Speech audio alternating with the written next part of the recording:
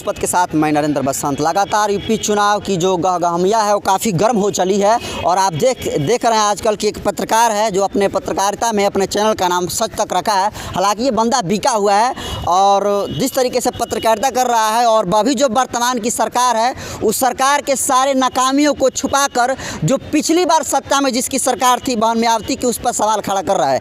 आज इसी मुद्दे पर बातचीत करने के लिए हमारे साथ पटना जोन बीएसपी के प्रमंडल रह चुके हैं। इनका सर पहले पद नाम बता दीजिए, हमको लगता है याद नहीं पड़ रहा है। मेरा नाम कमलेश कुमार राव, मैं Bahujan Samaj party BBF wing का मैं पटना प्रमंडल का संयोजक रह चुका बीएसपी के जी। अभी आप देख रहे हैं कि यूपी में जा रहा है मनीष कश्यप और देख रहे हैं कि किस तरीके से वो अच्छी टिप्पणी कर रहा है मायावती पर अभी, और मायावती के पार्क में भी गया था। अभी मेरा सवाल ये है कि क्या वर्तमान सरकार को छोड़कर जिस तरीके से वो कमियां निकाल रहा है मायावती में, वाकई में वो कमियां है या फिर नहीं है? देखिए, एक बात है कि देश में एक तरह से माना जाए कि बहुजनों की लीडर जो सर्वजन समाज की लीडर है आदरणीय बहन कुमारी मायावती जी, वो देश की एक ऐसी लीडर है जिसको पूरे माने दुनिया भी जानता है। तो इस तरह के ओछा मानसिकता वाले पत्रकार लोग जो होते हैं अपना पब्लिसिटी पाने के लिए, अपना टीआरपी और क्या कहते हैं सब्सक्राइबर बढ़ाने के लिए इस तरह का बचकाना बयानबाजी करते हैं ताकि मेरा पब्लिसिटी बढ़े। मायावती का जो निजी आवास है बादलपुर, वहाँ पर गए थे, बोल रहे हैं कि मायावती जो अभी अपना निजी आवास बना रही है वो सारा ज़मीन हड़प कर बनाई है। कहाँ तक सच्चाई है इसमें? देखिए, एक बात है कि उतना बड़ा प्रदेश, जो देश का सबसे बड़ा प्रदेश, उस प्रदेश के 4 बार मुख्यमंत्री रह चुके हैं माननीय बहन कुमारी मायावती जी। माननीय बहन जी को आगे हाँ, बादलपुर गांव के लिए, चाहे उत्तर प्रदेश के लिए या पूरे देश के लिए, माननीय बहन जी एक माने महिला के प्रति हो चाहे कमज़ोर वर्ग के माने आइकॉन है। तो बादलपुर में हम लोग भी गए हैं, वहाँ पर लोगों से हम लोग मिले जुले हैं, बहन जी के घर तक गए हैं। तो वहाँ पर लोगों ने जो ज़मीन की, जहाँ तक से बात है, वो ज़मीन माननीय बहन जी के कार्यों से प्रभावित होकर के अपने गांव का नाम रोशन जिस तरीके से बहन जी ने किया उसको आगे बढ़ाने के लिए ये लोग अपना डोनेट किए हैं और जितना सामर्थ्य था माननीय बहन जी ने उस ज़मीन को फ्री में नहीं लिया है, उसका लागत भी दे करके और उस पर क्या कहते हैं कि पार्क बनवाई है और हॉस्पिटल बनवाई हैं, यूनिवर्सिटी बनवाई हैं, कॉलेज बने। तो ये जो ज़मीन हड़पने वाली बात है मतलब कि बेबुनियाद है? जी बिल्कुल बेबुनियाद है। ऐसे नेक्स्ट आते हैं, अभी कल के पत्रकारिता उनको हम देखे मनीष कश्यप का कि लखनऊ पार्क में जाते हैं जो मायावती ने बनाई है। पहले पार्क का उद्देश्य बता दीजिए, किस उद्देश्य से पार्क बनाया गया? देखिए, देश जब से आज़ाद हुआ तब से लेकर के अभी तक से, इधर तक कैमरे पे, अभी तक से देश में मात्र जो दबे कुचले समाज के लोग थे उनका मात्र एक नेता आदरणीय बहन कुमारी मायावती जी जब देश की सबसे बड़े प्रदेश की जब मुख्यमंत्री बनी तो स्वाभाविक है कि देश में जितने भी महापुरुष जो देश के लिए मर मिट गए, अपना सामाजिक योगदान दिए, उन लोगों को जो चाहे कांग्रेस की सरकार रही हो या बीजेपी की सरकार रही हो या अन्य किसी का भी सरकार रहा हो, वो केवल जो उनके इर्द गिर्द रहे हैं उन्हीं को दिखाने का, उन्हीं को दर्शाने का, उन्हीं के इतिहास को तोड़ मोड़ के झूठ मोड़ के दिखाने का प्रयास लोग किए। लेकिन जब ही माननीय बहन जी की सरकार बनी तो जो इस देश के सचमुच में आइकन थे, जो सामाजिक कार्यकर्ता थे, जो समाज में एक अपना दिशा दे करके अपना ये छोड़ करके चले गए, उन लोगों के नाम से यूनिवर्सिटी बनवाई, पार्क बनवाई और क्या कहते हैं कॉलेजेस बनवाई। तो उस इन पार्क से अभी भी अगर देखा जाए तो ताजमहल के बाद जो लखनऊ का अंबेडकर पार्क माननीय बहन जी ने बनवाया है उससे बहुत, अगर ताजमहल के बाद उसी का नंबर है देश में जिससे कि राजस्व आता है। तो राजस्व जब आता है तो वहाँ पर देश का फायदा होता है। लेकिन मायावती अपना जो है प्रतिमा उस पर लगवाई है। देखिए, माननीय बहन कुमारी मायावती जी अभी तक से उनको उतना बड़ा प्रदेश का मुख्यमंत्री इस समाज के लोगों ने बनाया, जो एक गरीब परिवार से चल करके उतना बड़ा उच्च सदन का नेता रही, तो भी आइकन हुई, महापुरुष हुई, तो क्यों नहीं लगना चाहिए? स्वाभाविक है। कहा जाता है कि पार्क मायावती ने बनाई है और जनरली पार्क में पेड़ होते हैं, मूर्तियां नहीं होती है। मनीष कश्यप का बयान है, इस पर क्या कहिएगा? देखिए, वहाँ पेड़ भी है और मूर्तियाँ भी है। शायद मनीष कश्यप जी जो अपने आप को सन्नप बिहार कहते हैं, सनप बिहार, मेरे समझ से वो सन्नप सियार है। सनप सियार है। अब सनप सियार कमलेश राव जी धनुष पथ के अड्डे पर ये कह रहे हैं कि मनीष कश्यप जो है सियार है। बिल्कुल, मैं कॉन्फिडेंस के साथ कह रहा हूँ। हाथी का सूंड टूट गया है तो बोल रहा है कि जिसका हाथी का सूंड टूटा है तो फिर सरकार का क्या हाल होगा? ठीक है, तो सरकार से सवाल पूछे ना।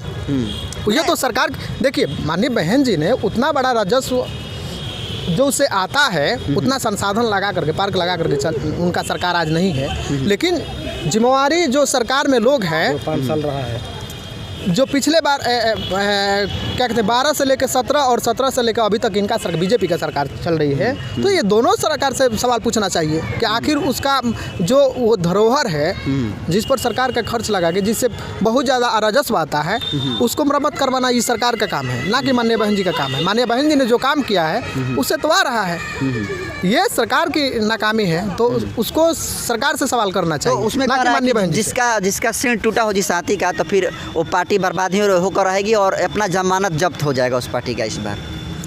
देखिए, खिस्सा में हम लोग सारे में बोले हैं वो जी, भोजपुरिया में एक खिस्सा हमारे बोलते हैं पूर्वज लोग, कैमरे पर तक कि हाथी चले बाजार आ कुत्ता भौंके हजार। तो हाथी के सामने कुत्ता की क्या हैसियत है? लोग भौंक रहे हैं, भौंकने दीजिए। हाथी अपना चल दी है सत्ता की ओर। और पुनः मैं कॉन्फिडेंस के साथ बताना चाहता हूं कि 2022 के चुनाव में जिस तरीके से 2007 में सोशल इंजीनियरिंग सर्व समाज को लेकर के, सर्व समाज के लोगों को हित में जिस तरीके से माननीय बहन जी ने काम किया, तो 2022 में भी पूर्ण बहुमत की सरकार बनेगी और माननीय बहन जी उत्तर प्रदेश की 5वीं बार मुख्यमंत्री बनने जा रही है। लेकिन मनीष कश्यप जो है उनके सीधे अपोजिट में वीडियो बना रहा है सत्ता पक्ष को छोड़कर, इस पर क्या कहिएगा? देखिए, उनका टीआरपी का मामला है मेरे समझ। टीआरपी का मामला है जी। देखिए, चलिए देखिए, हाँ। एक बात है कि लोग नैरेटिव सेट करते हैं कि कोई भी बड़ा नेता है, माननीय बहन जी को मानने वाले माने देश विदेश में लोग हैं, तो उन पर एक टिप्पणी अपने आप को चमकाने के लिए ये लोग माननीय बहन जी पर टिप्पणी करते हैं, ताकि इनके लोग जो हैं उसके रिएक्शन में उस वीडियो को देखेंगे, ताकि उसका क्या कहते हैं कि व्यूअर्स बढ़ेंगे, व्यूज़ बढ़ेगा। तो ये व्यू बढ़ाने के लिए मनीष कश्यप ऐसा कर रहे हैं। और 3 ऑप्शन मैं आपको दे रहा हूँ, उस तीनों ऑप्शन में से एक ऑप्शन को आपको चुनना है। आप कई को चुन सकते हैं, आपके डिपेंड है। पहला है मनीष कश्यप के लिए आपका ऑप्शन रहेगा कि वो ईमानदार पत्रकार हैं, दूसरा ऑप्शन है चटुकार, या फिर तीसरा दलाल, कि चौथा इनमें से कोई नहीं। कौन सा ऑप्शन चुनिएगा? देखिए, ऑप्शन तो ठीक है, आपका भी ऑप्शन है, उसमें है। हाँ। लेकिन ऑप्शन से पहले मैं बता देना चाहता हूँ कि मानवर कांसीराम साहब जब जिंदा थे तो उन्होंने कहा था कि बहुजन समाज के लोगों को मनी, मीडिया और माफिया, ये 3 लोगों पर कभी भरोसा नहीं करना चाहिए।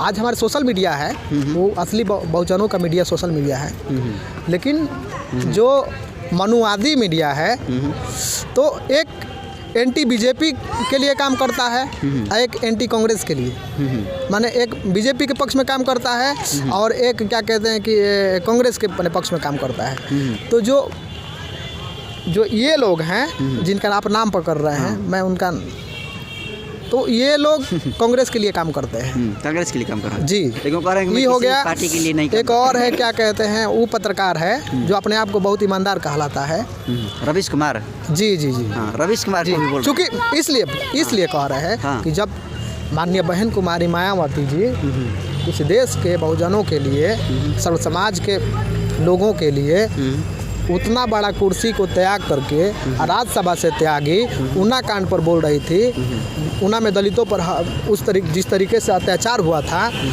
ये सब चीज़ें इन लोगों के न्यूज़ चैनल से गायब रहता है।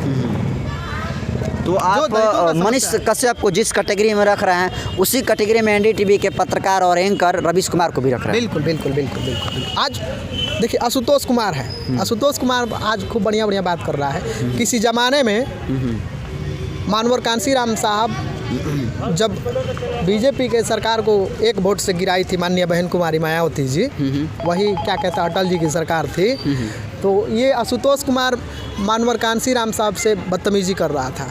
लेकिन मानवर कांसी राम साहब जानते थे और कहते भी थे कि ये जो मीडिया है, मनुवादी मीडिया, ये आपका भला कभी नहीं कर सकता है। और वही मीडिया का काम मनीष कश्यप और रवीश कुमार जैसे लोग कर रहे हैं। बिल्कुल। चलिए, बहुत बहुत शुक्रिया जुड़ने के लिए आपसे। सर, क्या लगता है मनीष कश्यप कैसा पत्रकार है आपके हिसाब से? देखिए, सबसे पहले आपका TNP को बहुत धन्यवाद।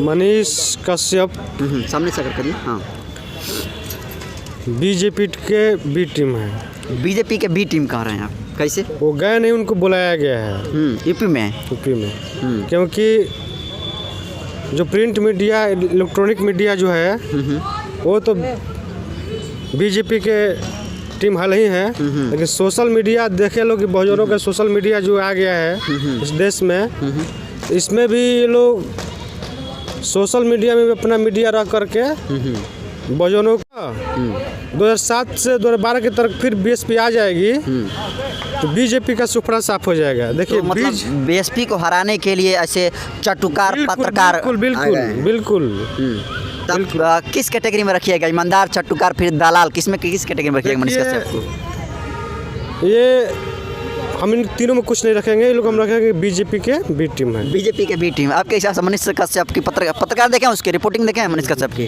कैसा रहता है क्या वही हल्ला करने वाला रहता है उनका, हल्ला करने वाला सिर्फ झूठ मूठ को हल्ला करते रहते हैं। हाँ। एक बार बाढ़ समय में हल्ला कर दिए, उसी समय से अपना हल्ला करते हैं कि नहीं चलो भाई, हम हमेशा हल्ला करते रहेंगे, लोग सुनते रहेंगे। लेकिन अभी मायावती पर हल्ला कर रहे हैं उत्तर प्रदेश में जाके, चुनाव है तो। अरे उनका जब यही रवैया है, बिहार से लेकर उत्तर प्रदेश से लेकर पूरा देश में, हर जगह जहाँ जहाँ चुनाव हो रहा है तहाँ तहाँ पहुँच जा रहे हैं, तो उनका यही काम है। क्या परिचय है आपका? मेरा नाम रमेश कुमार राजभर है, बक्सर विधानसभा महासचिव BSP। सर, आपका परिचय क्या हुआ? मेरा नाम सरोज कुमार है।